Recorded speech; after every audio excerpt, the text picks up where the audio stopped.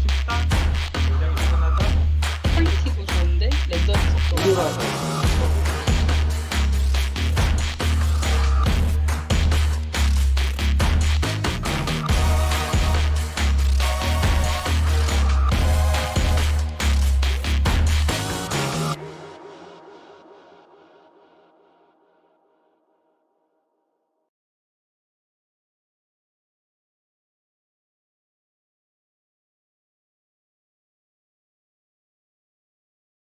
안녕하세요. 저는 4년 정도 이제 건축 인테리어 회사를 다니다가 지금은 개인 작품 활동으로만 취지를 하고 있는 권혜섭이라고 네, 합니다. 안녕하세요. 저는 경성대학교 영상 애니메이션 학부에 재학 중인 학생입니다.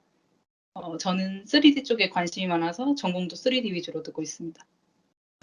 네, 안녕하세요. 저는 김대한이라고 하고요.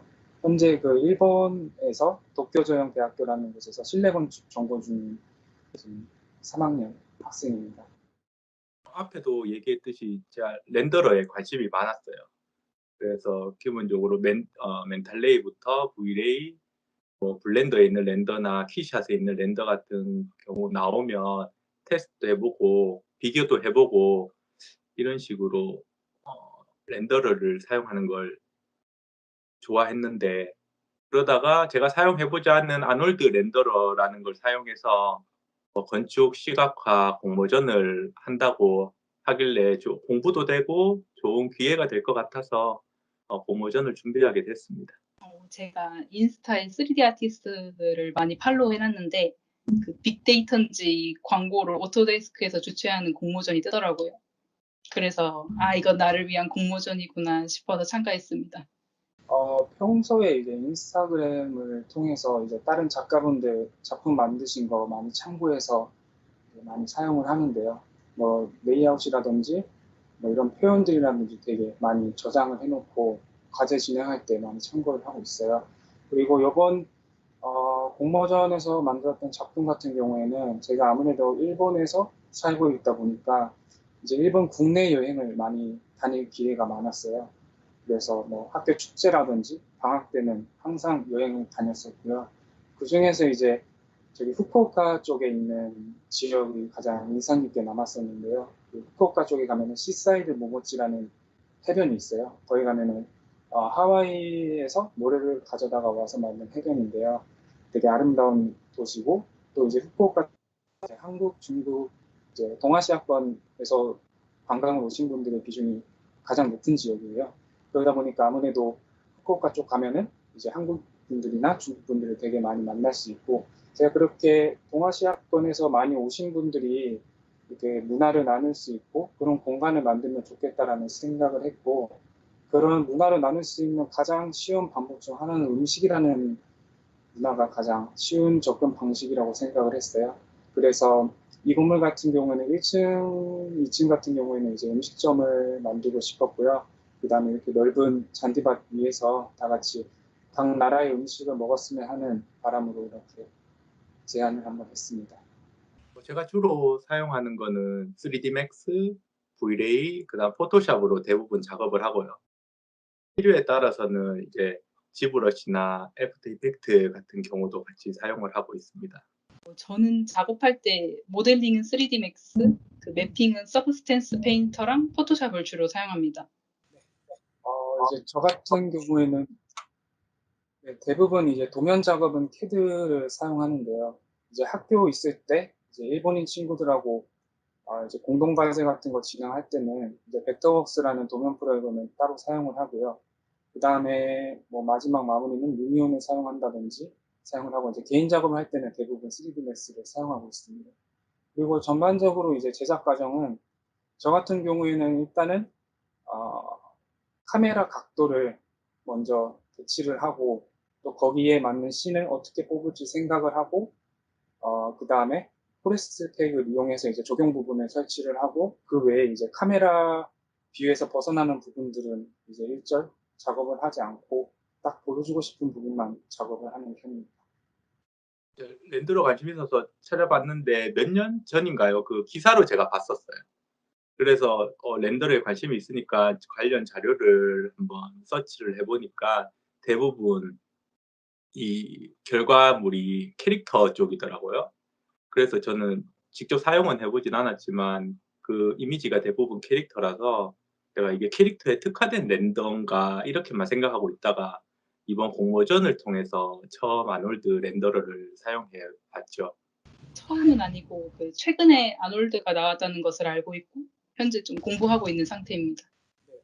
이번에 아놀드라는 건 이번 공모전 통해서 처음 알았고요.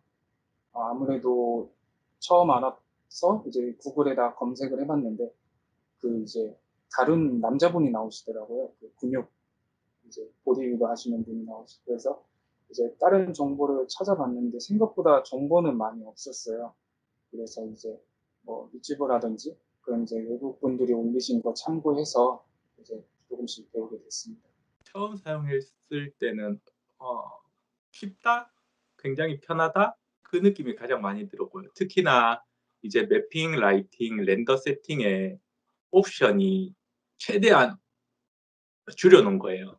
그러니까 저는 그렇게 줄여 놓으니까 그게 안 좋다는 뜻이 아니고 제가 옵션을 선택할 고민을 덜어 준다는 느낌으로 받아들였거든요. 그래서 굉장히 쉬워서 저는 첫인상은 굉장히 긍정적이고 좋았습니다. 맨 처음 봤을 때의 느낌은 뭔가 설정할 게 좀 있다는 것이었습니다. 그런데 이제 공부를 하다 보니까 생각보다 어렵지 않고 설정할 게 많다는 것은 그만큼 더 섬세한 작업을 할 수 있다는 것을 뜻합니다. 일단은 무료라서 가장 좋았고요. 저같이 이제 학생 같은 분들은 아무래도 이렇게 소프트 프로그램 구매를 하는 게 좀 부담이 많이 될 거라고 생각이 들어요. 아무리 학생 버전이라든지 할인율이 있어도. 근데 이제 아노드 같은 경우랑 이제 3D 맥스 같은 경우는 학생 인증만 하면은 이제 무료로 사용을 할 수 있기 때문에 그 점이 가장 좋았고요. 이제 개인적으로는 다른 렌더러 프로그램을 많이 사용했기 때문에 일단 인터페이스라든지 UI 적응을 하는 게 처음에 가장 많이 힘들었고요. 그 다음에 이제 인터넷에 검색을 해봐도 아무래도 정보가 정말 많이 부족했어요. 이제 예를 들면은 뭐 3ds, 뭐 맥스, 물 재질 만들기 이렇게 검색을 하면은 대부분이 이제 다른 렌더러를 이용해서 물 재질을 표현하거나 이제 그런 내용들이 많은데 아무래도 이 아놀드를 검색을 하면은 검색이 잘 안 나왔어요. 그래서 이제 처음 사용할 때 이것저것 많이 정보를 찾아보느라 좀 많이 불편했었던 기억이 있습니다. 저도 이번 공모전을 통해서 처음 아놀드 렌더를 사용해 봤는데요. 처음에는 솔직히 걱정이 많았어요. 그 새로운 렌더러를 하면 프로그램적인 문제가 아니라 이제 초보적인 실수들이 있잖아요. 예를 들면 렌더링을 했는데 노이즈가 많이 생기면 어디를 어떻게 해야 되는지도 모르고 그다음에 라이트 세팅도 하고 렌더 세팅, 카메라 세팅을 다 했는데도 화면이 검게 나오면 어떻게 해야 될지 모르는 부분들이 있잖아요. 그래서 아놀드 렌더도 처음에는 '그런 렌더일 거다. 문제가 생길 거다.' 생각해서 제가 이번 공모전을 할 때 선택한 게 모델링을 아주 단순화시키고 모델링 시간을 줄이고 그럼 나머지 시간을 아놀드 렌더를 적용하면서 생기는 문제를 이제 공부하고 찾아보면서 해결해 가면서 작업을 해야 되겠다라고 처음에 생각을 했어요. 그런데 막상 이제 공모전 출품을 다 하고 나니까 시간이 많이 남는 거예요. 그리고 제가 생각했던 그런 문제점들도 거의 생기지 않았고요. 그래서 그때 이렇게 렌더러가 쉽고 편하고 했으면 차라리 모델링에 좀 더 시간을 더 투자해서 좀 더 멋진 결과물을 냈으면 좋지 않았을까 하는 아쉬움이 들 정도로 굉장히 편했고 좋았습니다. 그 앞에서 말씀드렸다시피 제일 처음에는 뭔가 설정한 게 많은 느낌이 들었는데 쓰다 보니 그만큼 더 강력한 툴이라는 것을 느꼈습니다. 그래서 저는 앞으로도 아놀드 렌더러를 주로 쓸 것 같습니다. 확실히 텍스처 부분이라든지 이런 부분 적용을 했을 때 이제 타 렌더러 같은 부분에서는 이제 텍스처 이미지를 다운을 받아서 그거를 그 위에다가 이제 뭐 다른 색을 입힌다든지 또 뭐 다른 값을 또 추가한다든지 이제 이런 작업을 해야지만 어느 정도 퀄리티가 올라가는데 이거 아놀드 같은 경우에는 이제 그런 작업 없이 저 같은 경우는 테스트를 바로 넣어봤거든요. 그래도 이제 어느 정도 이제 되게 퀄리티가 괜찮게 나와서 그런 부분에 있어서는 아놀드가 훨씬 더 좋은 부분이라고 생각이 듭니다. 확실히 장점이라고 보는 거는 이제 모든 세팅 시간을 줄여준다. 그러니까 매핑, 라이팅, 렌더 세팅 부분에서 저는 시간을 굉장히 많이 줄였어요. 그리고 그 줄인 만큼 퀄리티가 나빴던 것도 아니고 제가 원했던 결과물 퀄리티가 나왔고요. 그런 걸 봐서는 굳이 건축 시각화 시장뿐만 아니라 어느 분야에서도 아놀드 렌더를 사용한다면 충분히 활용도가 높겠다. 그게 아놀드 렌더러의 장점이라고 생각합니다. 아놀드의 장점이 여러 가지가 있는데 제가 생각하기로는 퀄리티도 좋은데 렌더링 속도가 빠르다. 그리고 실시간으로 렌더링 결과물을 볼 수도 있고 마지막으로 빛 표현이 섬세하다. 이 점들이 저에겐 크게 다가왔습니다. 앞으로 이제 아놀드의 최고의 장점이 거의 극사실에 가까운 이제 결과물이 나온다는 게 가장 큰 장점이라고 생각을 하는데요.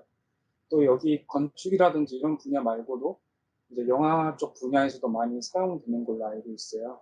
또 이제 또 앞으로 시간이 많이 흐르면 흐를수록 이제 컴퓨터라든지 이런 이제 장비의 퀄리티가 많이 점점 높아지고 이제 그런 것들을 이제 저희도 마음껏 쓸 수 있는 이제 시대가 곧 올 거라고 생각하는데요.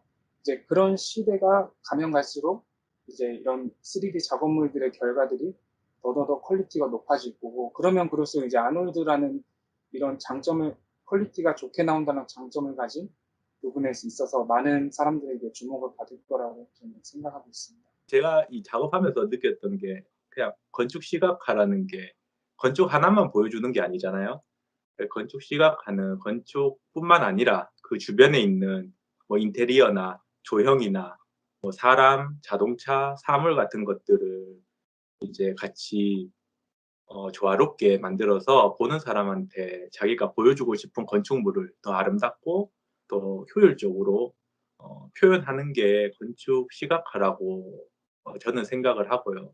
그리고 이런 디자이너로서의 역량이라기보다는 저는 자기가 하려고 하는 디자인이 있으면 거기에 관심이 제일 첫 번째로 있어야 된다고 생각해요. 어떤 건물을 봤을 때 저 건물은 어떻게 지었는지, 나라면 저걸 어떻게 CG로 표현을 할 건지 이런 호기심이나 질문, 이런 관심들을 어 먼저 갖는 게 디자이너로서 가장 중요하다고 생각합니다.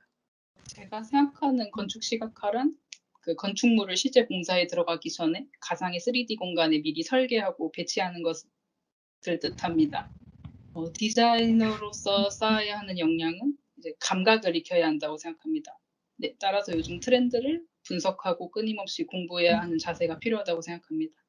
이런 시각화라는 거는 결국은 이제 남에게 전달하기 위한 요소, 자신의 생각을 전달하기 위한 이제 필수 요소 중 하나라고 생각을 하고 있고요. 이제 디자이너가 가져야 할 자세는 아무래도 이제 저 같은 경우는 이거 좀 비슷한 내용이긴 한데 이제 1학년 때 이제 정말 좋은 아이디어가 있었다고 생각을 했어요. 저 개인적으로는 이제 그때 바이크샵을 뭐 통유리로 만들어서 뭐 이제 실시간으로 변하는 햇빛에 따라서 그 오토바이의 표면이 뭐 비쳐서 뭐 다르게 분위기가 연출된다 뭐 이런 좀 거창한 내용이었는데 제가 그때 이제 3D 프로그램을 좀 잘 다룰 줄을 몰랐거든요. 그래서 그거를 막 이렇게 좋은 아이디어를 교수님한테 막 전달을 하고 싶은데 이제 1학년이다 보니까 일본어도 좀 부족했고 이제 이러다 보니까 이게 전달이 정말 잘 안 됐어요. 그러다가 이제 교수님한테 엄청 혼나고 이제 그때부터 이거는 남에게 생각을 잘 전달하기 위해서는 무조건 3D라는 프로그램을 써야 되겠다 생각을 했고 이제 그때부터 이제 본격적으로 3D 프로그램을 시작을 했고요. 또 이제 이거는 나중에 아직은 제가 학생이라서 제 생각을 남한테 이제 표현을 하는 저는 이런 생각을 가지고 있습니다라는 생각까지만 이제 전달을 하는 내용인데 이제 앞으로 제가 만약에 취업을 한다든지 이제 이렇게 사회에 나가면은 제 생각은 이렇습니다로 끝나는 게 아니라 제 생각은 이런 생각을 가지고 있습니다. 근데 혹시 어떻게 생각하세요? 라는 이제 질문까지 저는 가야 된다고 생각을 해요. 그러다 보니까 이제 그렇게 하기 위해서는 이제 상대방이 이제 말씀하시는 것들을 정말 잘 듣고, 그 다음에 이제 저 중심으로만 생각을 하는 게 아니라, 이제 상대방이 무슨 생각을 가지고 있는지, 또 상대방의 입장이랑 한번 바꿔서 그 사람의 입장에서 다시 생각을 해보고, 또 이제 그렇게 타인을 배려를 해야 되는 마음이 저는 필수적으로 있어야 된다고 생각을 해요. 그렇기 때문에 거기서 이제 인테리어가 나오는 거고, 또 그렇게 뭐 손님들의 동선에 맞춰서 또 이제 건축의 모양이 바뀌어야 되는 거고, 뭐 의자라든지 이런 가구적인 부분에 있어서도 그 사람의 신체적 특성에 맞게 또 이제 되어져야 하는 그런 부분이 필수의 요소라고 생각되어지고 있는데, 그래서 결론은 이제 상대의 마음에서 한번 역지사지로 다시 생각을 해보자라는 자세가 저는 꼭 필요하다고 생각이 하고 있습니다. 프로그램을 많이 알면 좋긴 하죠. 표현하는데 훨씬 더 자연스럽고 고퀄리티를 낼 수 있으니까요. 그런데 앞에도 말했듯이 우선은 자기가 하려고 하는 디자인에 관심만 있으면 자연스럽게 필요한 스킬들은 배울 거라고 생각해요. 일단 기술적으로는 여러 가지 프로그램들을 능숙히 다뤄야 한다고 생각합니다. 그리고 앞에서 말한 것처럼 감각을 지녀야 하고 인내심도 중요하다고 생각합니다. 그리고 기업에서 요구하는 기업에서 요구하는 점들을 작업에 녹여내는 수용성이나 이제 팀과의 작업 시에 원만한 의사소통 능력도 필요하다고 생각합니다. 이번 공모전을 제가 준비하면서 저는 그거를 확실히 느꼈거든요. 특히 매핑, 라이팅, 렌더 세팅 부분의 시간을 줄여주니까 저는 그런 도움을 많이 받았고, 그리고 결과물에도 만족했고요. 아무래도 가장 아놀드 렌더의 장점인 세팅 속도가 빠르다, 그리고 그 빠른 속도만큼 퀄리티도 괜찮다기 때문에, 만약에 같은 시간대에 결과물을 내는 거라면 훨씬 더 빠른 시간 내에 결과물을 만들 수 있을 것 같고요. 만약에 그게 아니라면 시간을 단축한 만큼 이제 다른 모델링 쪽이나 다른 부분에 훨씬 더 시간을 투자를 해서 더 좋은 결과물을 만들 수 있을 거라고 생각합니다.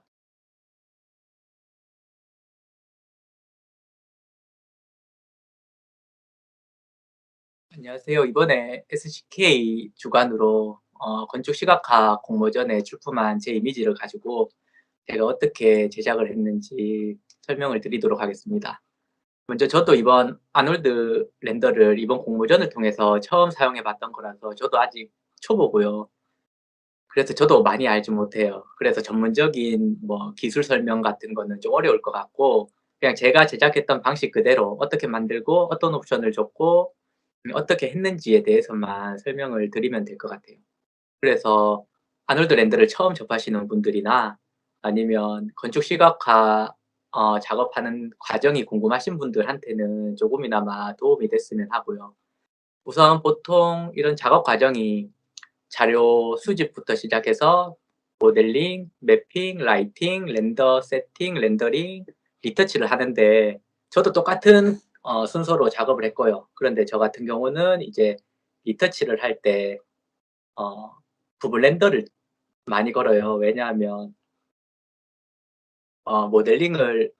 모델링이 기존에 도면이 있는 것도 아니고 정해진 건물을 만드는 게 아니기 때문에 상상으로 다 만들어야 돼서 막상 리터치를 해보면 굉장히 부족한 부분이 많거든요. 그래서 저는 리터치를 할 때 같이 필요한 모델링이 있으면 추가로 모델링을 하고, 그리고 다시 부분 렌더링을 걸어서 리터치에 사용하고, 이런 방식을 사용하고 있습니다.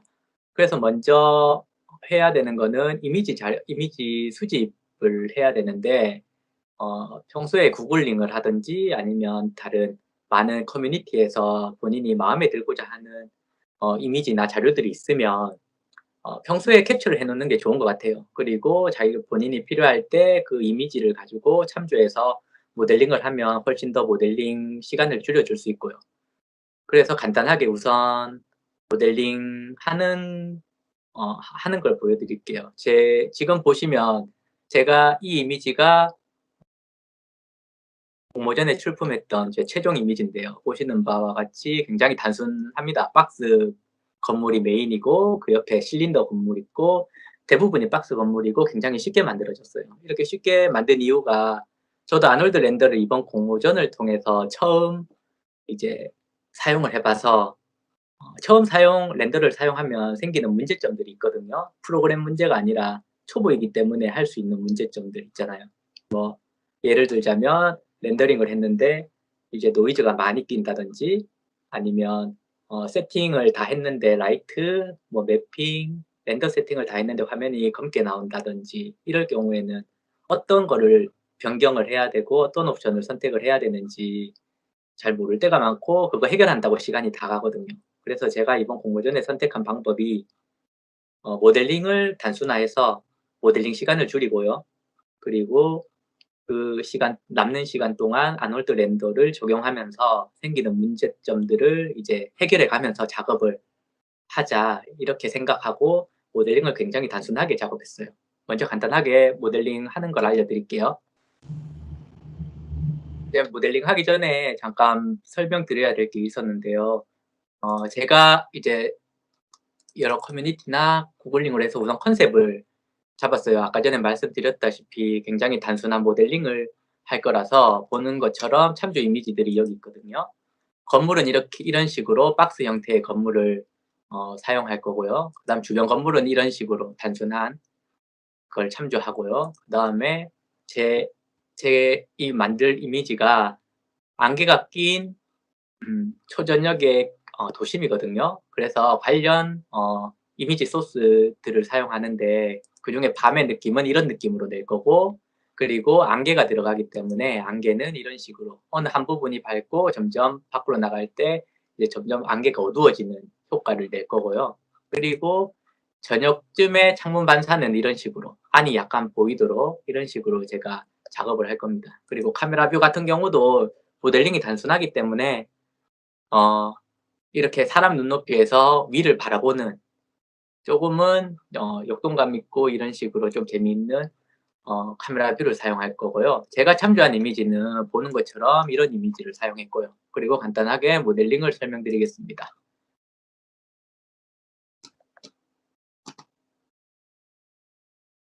이게 제가 제가 만들었던 모델링이고요. 그런데 우선 쉽게 메인 건물부터 간단하게 모델링 설명을 드릴게요. 우선 보이는 건 다 지우고 우선 박스 모델링인데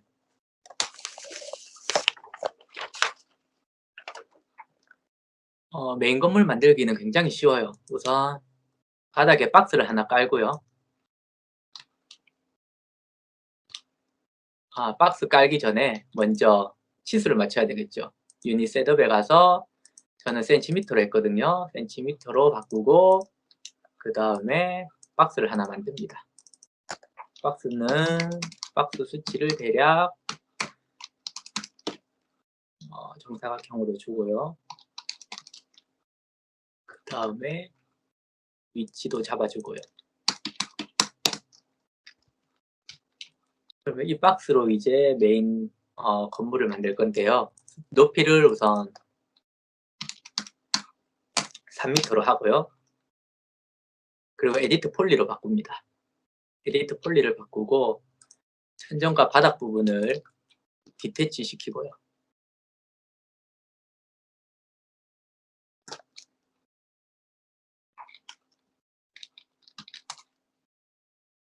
그리고 색상을 변경하고요.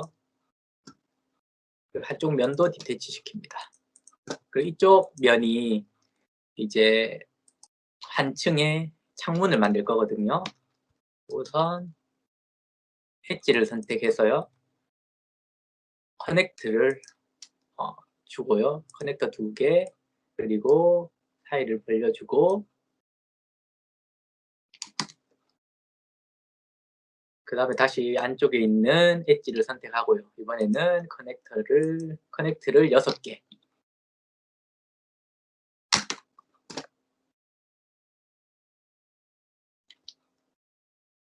이렇게 주면 이 하나하나가 창문이 될 거거든요. 그러려면 조금 창 사이가 벌어져야 되기 때문에 이쪽 부분까지 엣지를 선택하고 챔프를 줍니다. 올려주고 그래야지 동일한 크기로 이제 창문을 만들 수 있거든요. 그리고 이쪽 부분을 선택해서 다시 커넥트를 해서 전체 창문이 아니라 높이가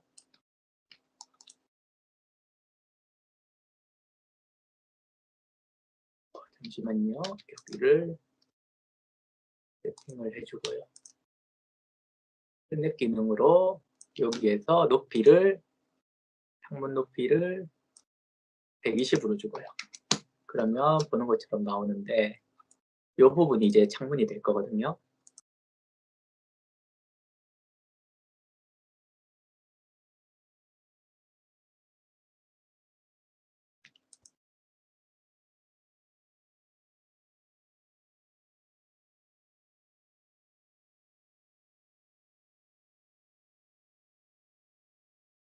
이 부분이 창문이 될 거고요. 그래서 이 부분을 만들기 전에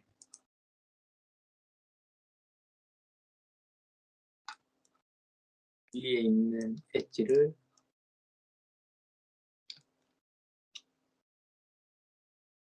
천정 부분을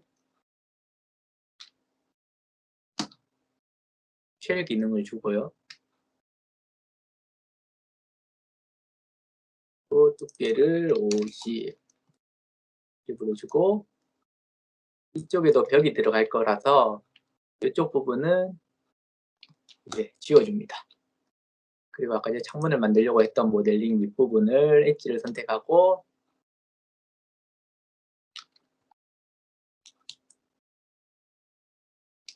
이렇게 만들어 주고요.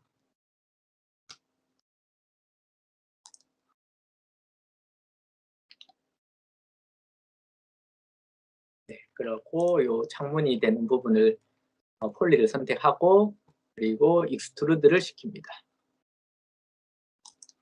저는 모델링 할 때 뭐 다른 스크립트나 플러그인은 사용 안 했고요. 이번 공모전에 만든 모델링은요. 이런 식으로 전부 다 익스트루드나 챔퍼나 디태치 이런 것들로 다 만들었고요. 이 창문 되는 부분은 디태치 시키고요. 그러면 이 부분은 따로 구별되고 그 다음에 엣지 부분으로 창문을 다 선택합니다. 창문 부분을 엣지를 선택해서 여기 보면 Create Shape from Selection이 있거든요.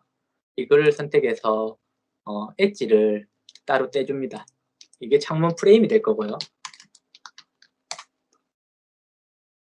그러면 이 엣지 부분을 스플라인으로 되어 있는데 이 엣지 부분에서 여기에서는 스왑 기능을 적용하고요. 그러면 창문 프레임이 쉽게 만들어지거든요. 빌트인 섹션에서 박스를 선택하고요. 이제 프레임을 한 10cm 주고 위치를 이렇게 주고 그럼 프레임이 만들어지고 파란 부분은 이제 창문이 되는 거죠. 그리고 한쪽 면만 만든 이유는 왜냐하면 반대쪽 면도 똑같거든요. 똑같기 때문에 반대쪽 면을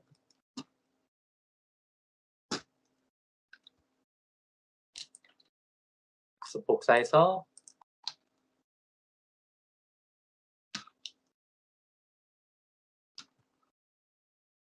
이렇게 붙여주고요. 그 뒤쪽 면은 안 보이는 부분이라서 따로 만들진 않고요.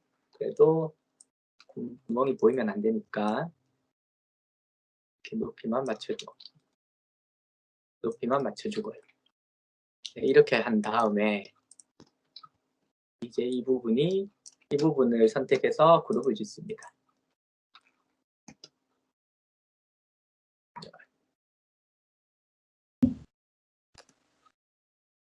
이 밑부분을 디태치 시켜야 되기 때문에 먼저 그룹을 해서 이 부분이 천장이랑 바닥 부분이 같은 모델링으로 되어 있어서요.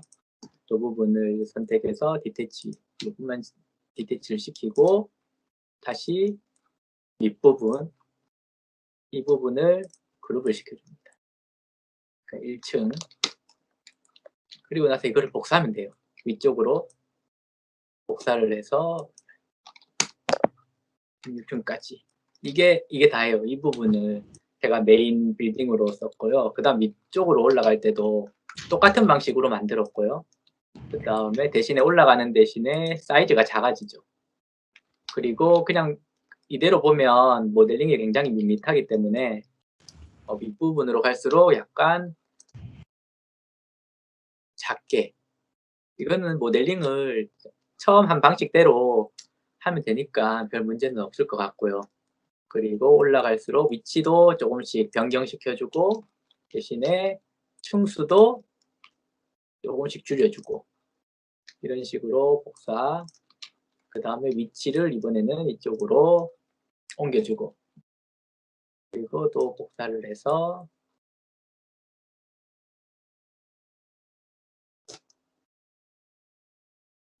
이번에는 이쪽으로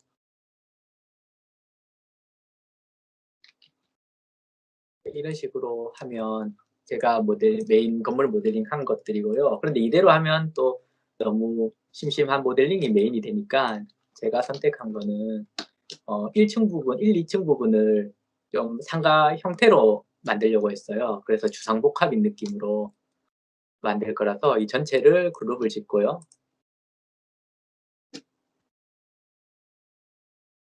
아래쪽도 똑같습니다. 박스를 우선 만들어주고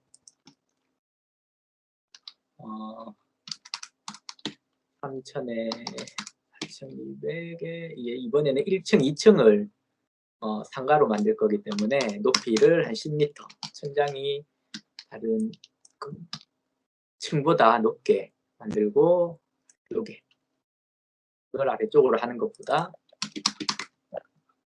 얘를 위쪽으로 하는 게 낫겠네요. 3층부터 이쪽으로 하고요. 이런 식으로 하고 1, 2층 부분도 에디터 폴리로 바꿔주고요.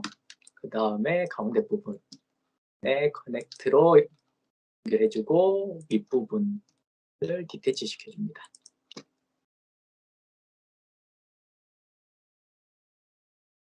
그리고 윗부분에 이제 두께를 줄게요.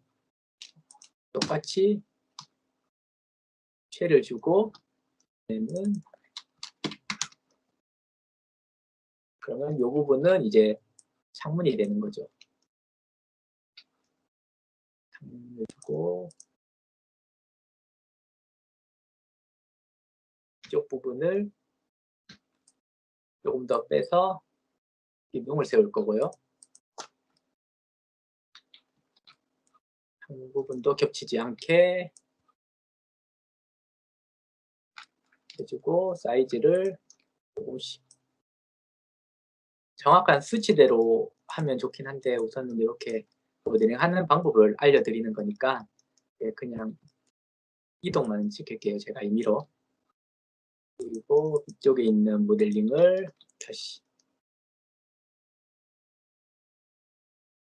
복사를 하고요.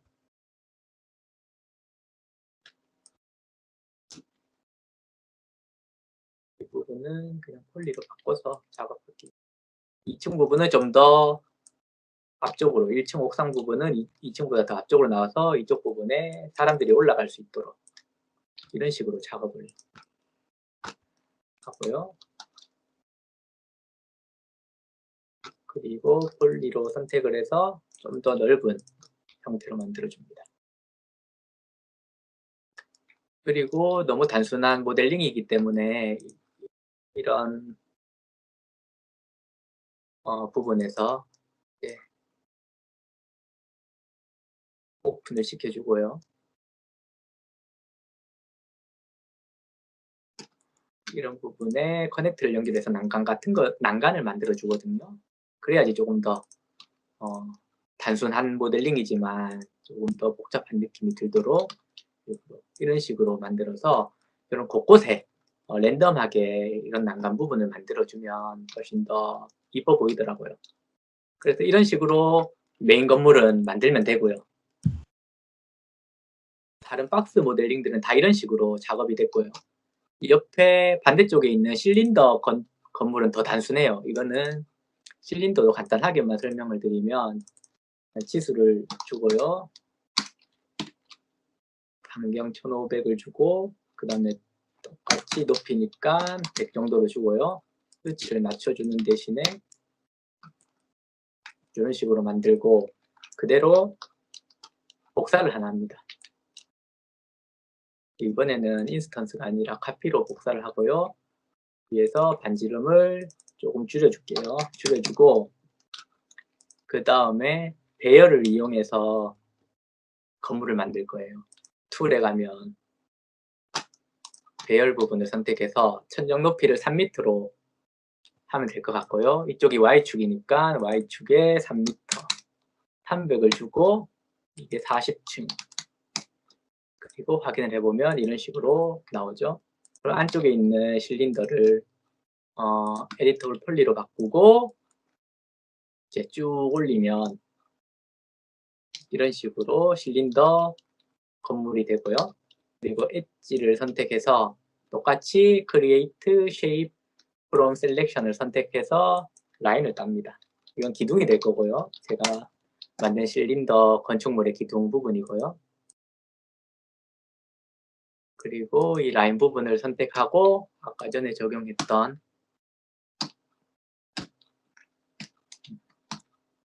스왑 기능을 사용을 하죠. 이번에는 박스가 아니라 실린더 형태로 선택을 하고요. 이런 식으로 이번에는 가운데로 주고요. 그리고 윗부분도 이걸 복사를 하고요.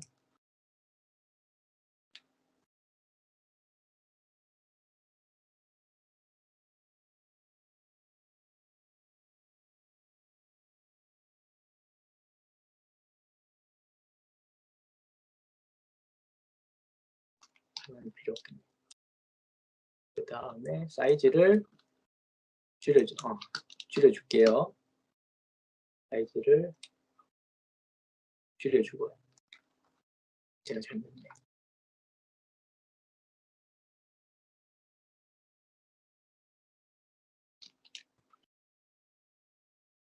사이즈를 줄여주겠습니다. 이렇게 사이즈를 줄이고 높이만큼 이 부분도 낮춰주고요. 기둥 부분도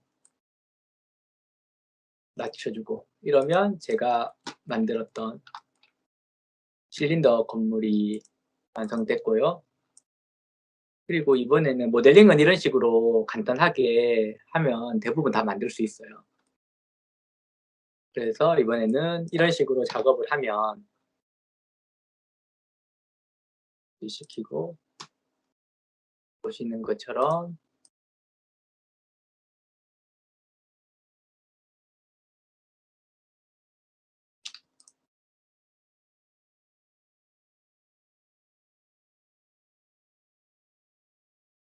네, 이런 식으로 보시면 전부 다 그런 식으로 만들었거든요. 여기 난간 주고 프레임도 단순하게 박스로 만들고 그리고 실린더 모델링을 봐도 아까 전이랑 똑같죠. 이런 식으로 간단하게 만들면 됩니다. 그리고 모델링 할 때 주의할 점은 디테일하면 좋긴 한데 너무 디테일에만 신경을 쓰면 작업 진도가 안 나가요. 그러면 어느 순간에 모델링 하다가 포기할 수 있거든요. 그러니까 모델링은 어느 선까지만 자기가 표현할 수 있는 만큼만 하면 될 것 같고요. 왜냐하면 건축 시각화 모델링만 보는 거 아니잖아요. 전체적인 분위기거든요. 그래서 그런 분위기만 낼 수 있다면 어느 한 부분에 너무 디테일하게만 만들어 버리면 이질감도 있고 아니면 다른 건물이나 다른 소품들에도 그만큼 디테일하게 만들어 줘야지 되는 거라서 조금 뭐랄까 시간도 많이 걸리고 그래서 저는 모델링에만 너무 집착해서 작업을 안 했으면 좋겠다. 너무 디테일하게 안 했으면 좋겠다라고 생각을 합니다. 이런 식으로 모델링을 만들고요. 바닥 부분도 단순하게 그냥 플랜을 깔고 노이즈만 줬어요. 노이즈 주고 이런 식으로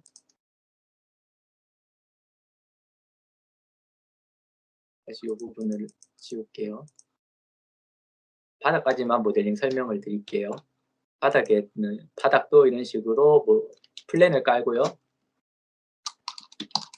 세그먼트를 주고 여기에서 저는 모디파이에 가서 노이즈를 적용시킵니다. 그리고 약간 Z축으로 주고 이제 사이즈를 크게 해야 되겠죠. 사이즈를 2000. 그러면 옆에서 보면 약간씩 이렇게 평평하지 않은 약간 굴곡이 있는 그런 지형이 만들어지고요. 혹시나 이렇게 해서 부족하다면 엣지로 폴리로 바꾼 다음에 이쪽에 보시면 소프트 셀렉션이라고 있어요. 이 소프트 셀렉션의 범위를 지정해주고 필요한 부분에는 이렇게 직접 높이 부분을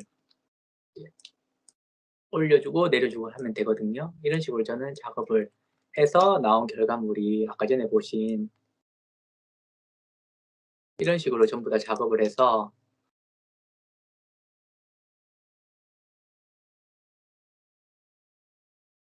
이렇게 만든 거고요. 보시는 것처럼 다 그런 식으로 제가 말씀드린 대로 모델링을 했고 단순한 모델링을 했고 바닥 부분도 소프트 셀렉션이나 노이즈 부분을 사용해서 만들었습니다. 이번에는 이런 모델링을 다 했으면 이제 매핑을 할 건데요. 이 매핑부터 아놀드 렌더러를 사용해야 되는데 제가 매핑은 3가지를 사용했어요. 카페인트, 그 다음에 잠시만 이거 맵이 안 열리네요.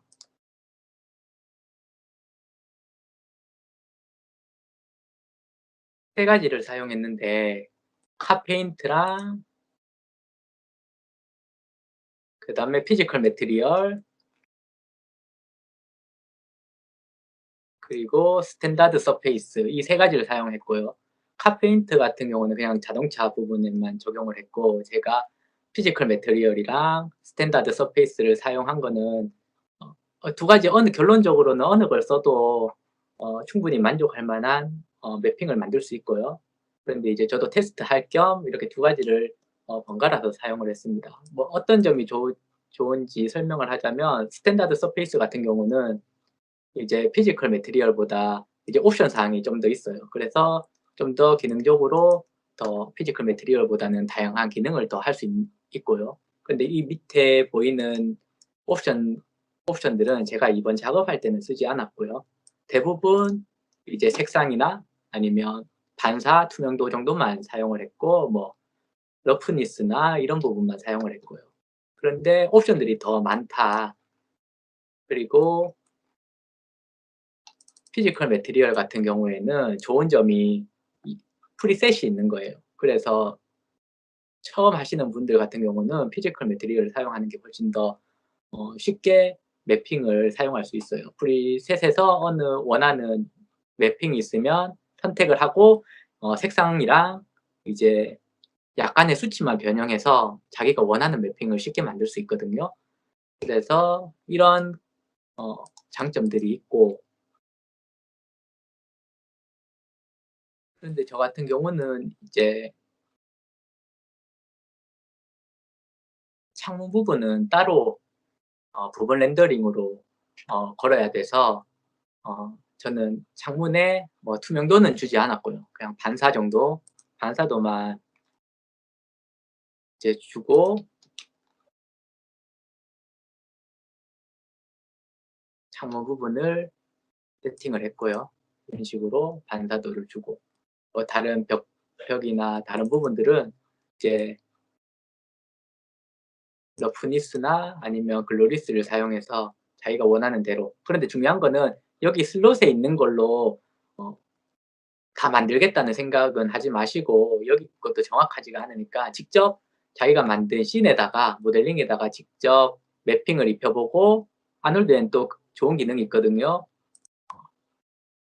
프리뷰 렌더가 있어요. 그래서 프리뷰 렌더로 수시로 확인하면서 그러면서 자기가 사용한 매핑을 확인하면서 변경하면서 그런 식으로 작업을 하면 시간 단축이 훨씬 될 거고요. 그런 식으로 보시면 벽도 만약 좀 더 반사기가 있었으면 좋겠다 하면 멘탈니스 부분을 수치를 올려준다든지 이런 식으로 원하는 이미지 매핑을 만들면 될 것 같고요. 그런데 건축 시각화를 만들 때 매핑할 때 주의할 점은 이게 제품 CG가 아니잖아요. 제품이면 아주 깨끗하고 해야 되는데 제가 생각할 때 건축이나 다른 인테리어나 건축 시각화도 물론 그렇고요. 매트리얼 텍스처가 우선은 크면 좋고요. 크면 좋고 그다음 두 번째는 깨끗한 재질은 좀 이질감이 있어요. 그래서 저 같은 경우는 이지만 지저분한 느낌을 다 텍스처에다가 변경을 했거든요. 이런 식으로 보는 것처럼 조금 지저분한 느낌을 쓰면 훨씬 더 자연스러운 결과물을 만들 수 있고요. 벽에도 이런 식으로. 그리고 색상 같은 경우도 매트리얼 안에서 컬러 커넥트 같은 걸 사용해서 변경할 수 있지만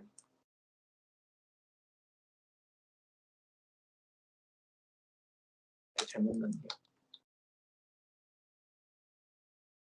컬러 커넥트 같은 걸로 색상을 변경할 수 있지만 저 같은 경우는 컬러 커넥트를 사용을 안 하고 저는 웬만해서는 제가 원하는 색상이나 이런 지저분한 느낌, 표현들을 저는 포토샵에서 다 작업을 해서 작업한 이미지를 가지고 바로 텍스처를 적용을 시키거든요.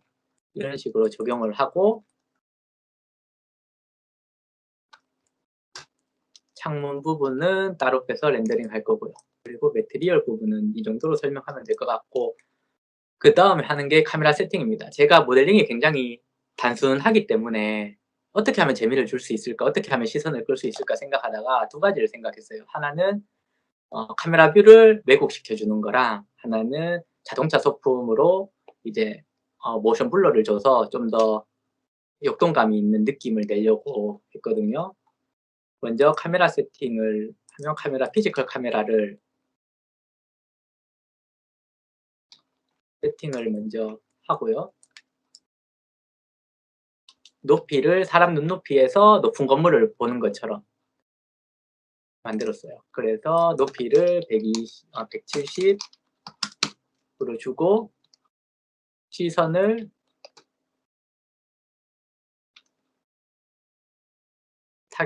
타겟을 잡고요.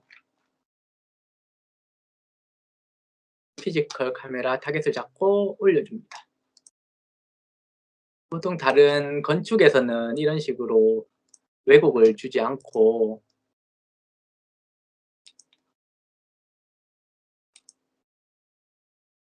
이 부분에 퍼스펙티브 컨트롤 부분에서 이런 식으로 주고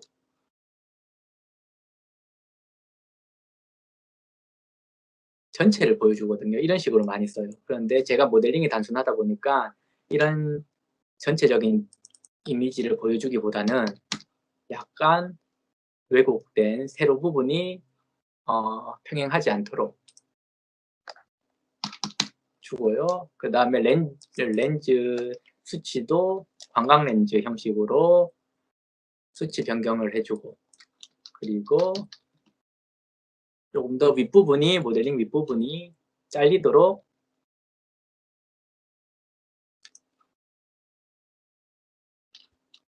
모델링 윗부분이 이렇게 잘리도록 세팅을 합니다. 네, 이런 식으로 카메라 세팅을 하고요. 혹시나 렌더링 할 때 너무 어둡게 나온다든지 그럴 경우에는 이쪽 부분에 익스포저 부분에 타겟 수치를 올려주면 되고요. 카메라 세팅까지 끝내면 이제 라이팅을 할 차례인데요. 라이팅은 먼저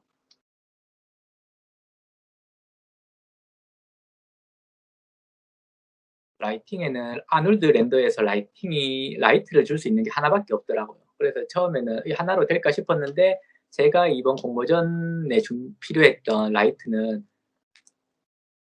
이제 아놀드 라이트 하나로 다 되더라고요. 어떤 거는 뭐 디스턴스를 주고요. 어떤 거는 포인트를 주고 어떤 거는 스팟으로 주고 이런 식으로 나눠져 있어서 여기 아놀드 라이트 하나로 저는 라이트 세팅을 다 할 수 있었고요. 먼저 이렇게 세심한 라이트를 적용하기 전에 전체적인 인바이러먼트를 적용을 시켜주는 게 좋거든요. 그러면 8번을 누르면 인바이러먼트 부분에서 이쪽 인바이러먼트 맵에서 자기가 원하는 HDRI를 넣어줍니다. 저는 저녁 느낌을 내는 거라서 이런 HDRI 맵을 적용시켜줬고요. 그리고 저녁이라고 렌더링 할 때 어둡게만 렌더링하면 나중에 리터치 할 때 뭐 밝기나 아니면 대비 이런 색상 변경할 때 좀 잘 안 될 때가 있어요. 어두운 걸 밝게 하는 건 어렵거든요. 그러니까 본인이 생각했던 것보다 약간 저녁신을 하려면 밝은 이미지로 렌더링을 하는 게 좋아요. 그래서 초저녁이지만 약간 밝은 느낌의 HDRI를 쓰고요. 그리고 이런 라이트나 매핑을 적용했으면 아까 전에 말씀드린 것처럼 좀 전에 말씀드린 것처럼 프리뷰 렌더로 확인을 하는 게 좋아요. 어떤 식으로 적용이 되어서 나오는지.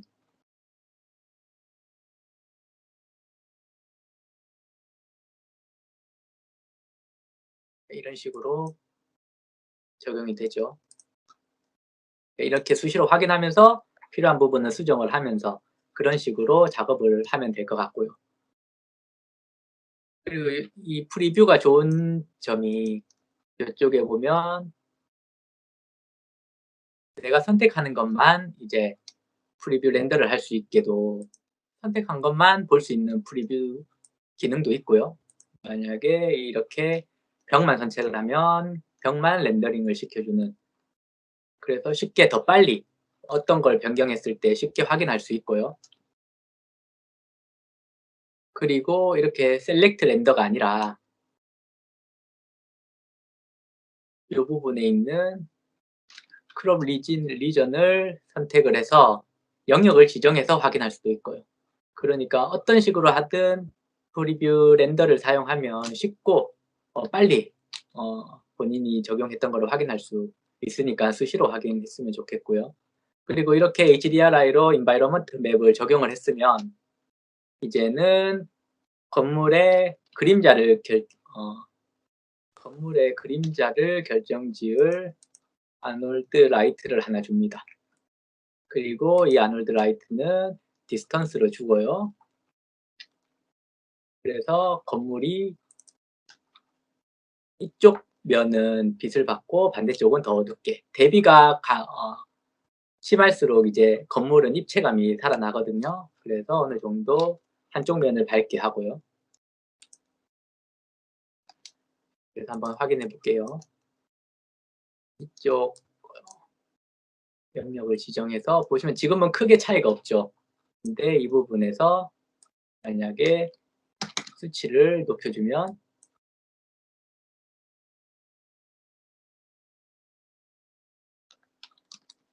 이렇게 한쪽 면은 밝고 반대쪽은 어둡게 돼서 더 내가 표현하고자 하는 건축물이 더 입체감이 살아나거든요. 그래서 이렇게 디스턴스 라이트를 하나 주고요.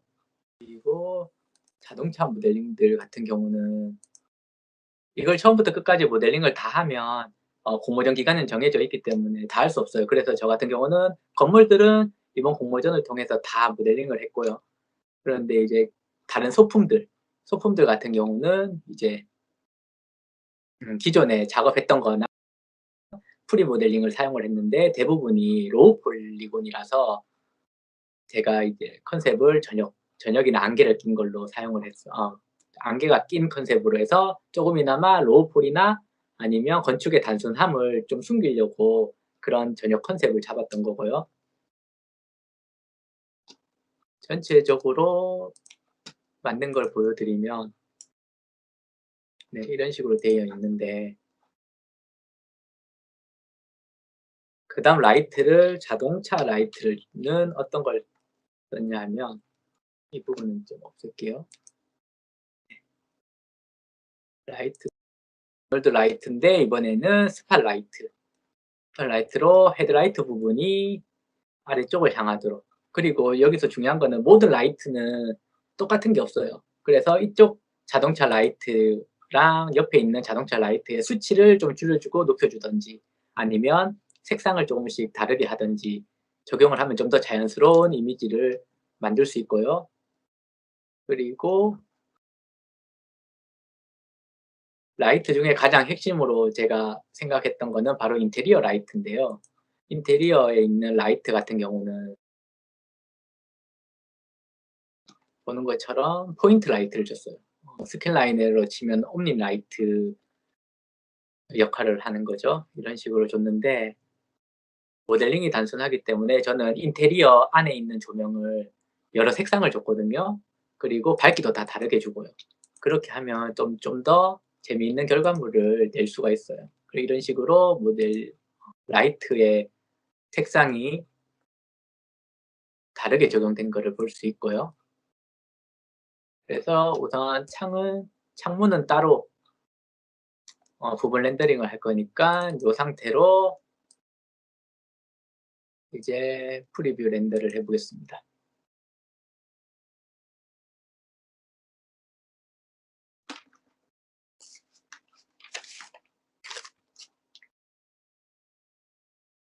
이쪽으로 라이트가 보이죠?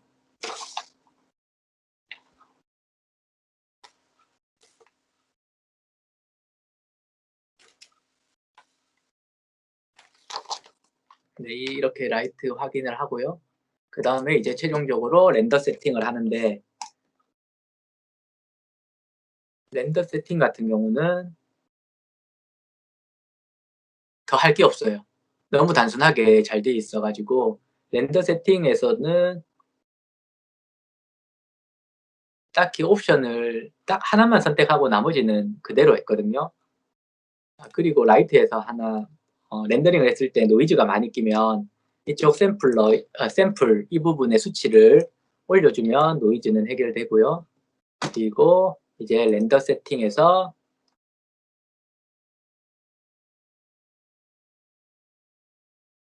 딱히 옵션을 선택한 건 없어요. 그런데 다른 버전에서 이제 모델링을 하고 텍스처 불러온 것들이 가끔 렌더링을 할 때 오류 메시지가 뜨거든요. 적용이 안 된다고. 그럴 경우에는 이쪽 시스템에 있는 레거시 3D 맥스 맵 서포트 부분을 선택해주면 웬만큼 다 텍스처 부분은 해결이 되고요. 저도 이거는 선택을 했고 그 다음에 렌더링을 했을 경우에 만약에 노이즈가 많이 끼면 저 같은 경우는 여기 있는 카메라 수치 부분을 올려줍니다.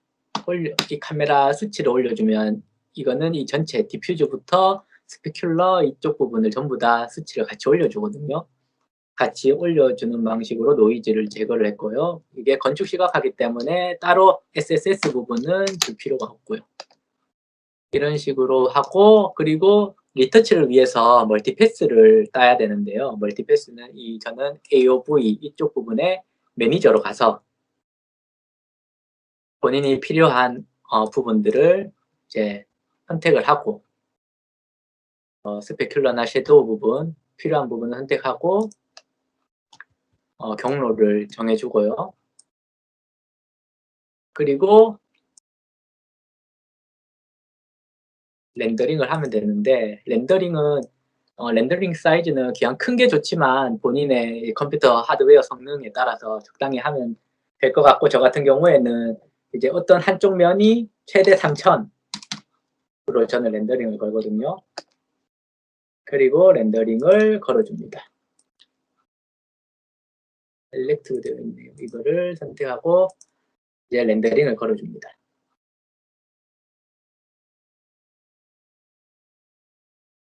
이제 렌더링이 시작되고요. 제가 미리 렌더링을 걸어놓은 이미지가 이렇게 렌더링이 되거든요. 이런 렌더링된 거 하고 그 다음에 부분 렌더로 된 거 창문 부분이고요. 그 다음에 이제 주변에 있는 건물들 그 다음에 앞쪽에 자동차 이 자동차 같은 경우는 제가 리터치 할 때 모션 블러로 줘서 역동감을 좀 주려고 하고요. 그 다음에 멀티패스 저장했던 것들이 이런 식으로 적용이 되고요. 이렇게 아놀드 렌더랑 모델링은 다 했고요. 이제 간단하게 리터치 부분을 설명드리도록 할게요. 지금 보시는 것처럼 최종 이미지는 제가 공모전 준비를 할 때 이제 계속 리터치하면서 부분 렌더하고 최종적인 모델링이고요. 그런데 공모전 준비할 때부터 이제 리터치하는 거를 알려드려야 되니까 이게 처음 했을 때 렌더링한 상태예요. 굉장히 단순하고 굉장히 단순하죠. 이렇게 단순해서 리터치를 하다 보면 아 이런 부분이 더 필요하겠구나 하고 계속 생각이 들거든요. 부족한 부분이. 그럴 경우에는 리터치를 계속 하는 상태에서 이제 저는 3D Max로 다시 넘어가서 추가 모델링을 하고 부분 렌더링을 다시 하고 다시 리터치로 와서 계속 합성하는 식으로 저는 작업을 했거든요. 그래서 보는 것처럼 점점 이제 리터치 부분을 하면서 색상도 변경해주고 대비 밝기 등을 바꿔주고요. 그리고 아까 전에 같이 렌더링한 이제 멀티패스 부분도 같이 적용해주고 그리고 다른 뒤쪽에 3D가 아닌 2D 부분에 이제 배경들도 추가로 입혀주고 계속 이런 식으로 리터치를 하는 거예요. 리터치를 해서 이제 자기 본인이 원하는 최종 형태로 이제 만들어가는 거죠. 그리고 안개도 추가로 넣어주고요. 계속 부족한 부분은 다시 부분 렌더로 하고요. 그리고 3D로도 부족하면 2D 부분에 리터치도 추가로 해줍니다. 이 부분은 나무 같은 부분이고 나무도 적용해주고 또 안개도 주고 그리고 다시 저는 자동차 조명 같은 경우는 그 부분을 따로 부분 렌더링을 했어요. 바닥에 이제 빛이 비치는 부분은 제가 따로 렌더링을 해야 더 밝게 하든지 아니면 더 어둡게 하든지 이렇게 리터치하는 부분에 좀 더 수월한 게 있거든요. 그래서 빛 부분도 저는 따로 부분 렌더링으로 했고요. 그리고 추가적으로 필요한 이미지들도 같이 합성해주고 그다음 밝기도 추가로 주고요. 필요하면 부분 렌더링, 메인 건물에 필요한 부분 렌더링도 따로 해주고 계속 부분 렌더링을 해주고 이번에는 아까 좀 전에 말씀드린 창문 부분을 부분 렌더링 했고요. 이렇게 하다 보면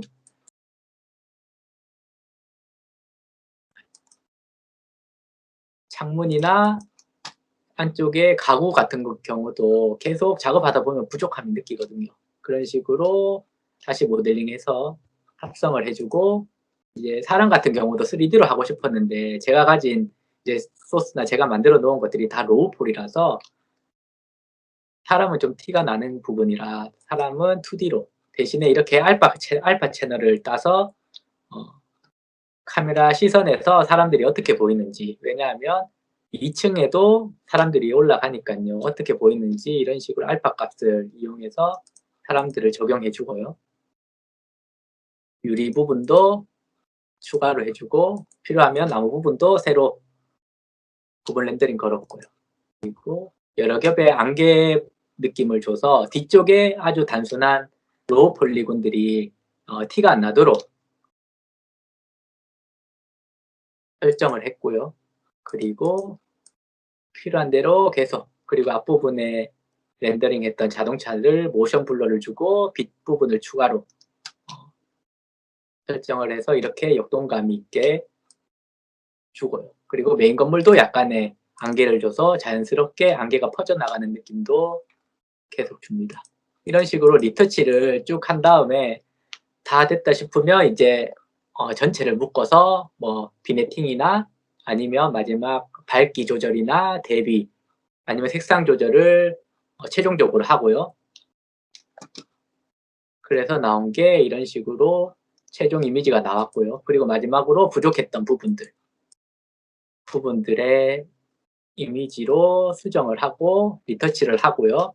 그리고 마지막에는 아놀드와 맥스 로고를 넣어줍니다. 그래서 이렇게 최종 완성된 결과물을 저는 이번 공모전에 출품을 했고요. 그리고 이렇게 제가 처음부터 끝까지 작업을 하면서 아놀드가 굉장히 쉽고 접근성이 좋았다는 걸 알게 됐어요. 그리고 그렇다고 세팅하는 시간이 빨라졌다고 뭐 퀄리티가 낮아지는 것도 아니고 제가 원하는 퀄리티만큼 나온 것 같고요. 이렇게 최종적으로 만들고 뭐 아놀드 렌더가 충분히 매력이 있는 것 같아서 저 같은 경우는 아놀드 렌더를 이번에는 건축 시각화에 적용을 했지만 이제 다음에는 뭐 인테리어나 아니면 제품에도 한번 아놀드 렌더를 적용해서 결과물을 내보고 싶은 마음이 들고요. 굉장히 매력적인 렌더러라고 생각합니다. 저는 이렇게 아놀드 렌더를 사용해서 결과물을 만들어냈고요. 제가 이렇게 작업 과정을 설명하면서 아놀드 렌더에 대해서 조금이라도 좋은 점이 처음 아놀드를 접하시든지 이렇게 건축 시각화 순서를 알고 싶은 분들께 조금이나마 도움이 됐으면 좋겠다고 생각이 들고요. 이상으로 제가 작업했던 건축 시각화 공모전에 출품했던 제 이미지에 대한 작업 과정이었습니다. 감사합니다.